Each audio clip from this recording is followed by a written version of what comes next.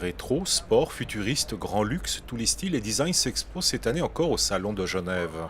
À côté de voitures dites généralistes, comme les nouvelles Clio et Peugeot 208, les visiteurs peuvent admirer des modèles ultra sportifs, de très grand luxe et des concept cars futuristes. Et cette édition 2019 n'hésite pas à dévoiler 152 véhicules présentés en première mondiale et européenne. Sur le carré des véhicules et des motorisations électriques ou alternatifs, une nouveauté européenne attire le regard. La nouvelle Harley-Davidson équipée d'une propulsion 100% électrique. It's still, I mean, even if it's electric, it's a classy Harley Davidson. You have a different sound. You may not have the usual sound as you used to, but you still have a sound if you accelerate.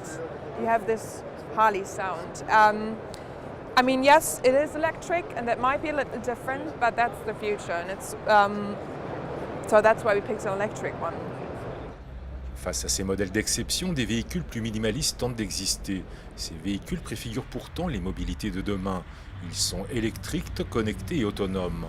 Pour son 100e anniversaire, Citroën présente en première mondiale son tout nouveau concept car, l'Ami One.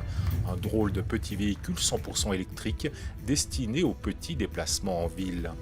Tout aussi surprenante et réduite, la Panda du futur, électrique et modulaire. Et la Cite Minimo, une micro-voiture elle aussi électrique. Pour les plus sportifs, la Twix 5, un véhicule à 3 roues léger et efficace, affichant une vitesse de pointe pouvant atteindre les 190 km/h. Son originalité, il est doté d'une propulsion complémentaire humaine, c'est-à-dire d'un pédalier. En fait, il y a un générateur électrique. On arrivera de produire l'électricité à peu près 10% de la conduite. Ça veut dire si je roule 100 km, j'arrive à produire l'électricité pour 10 km. Mais puisque maintenant on est très légère et les batteries lithium elles sont très avancées, ce n'est pas vraiment la première raison pour pédaler. C'est vraiment pour le fitness ou pour bouger. Toujours plus connectés, les véhicules de demain se préparent à la conduite autonome.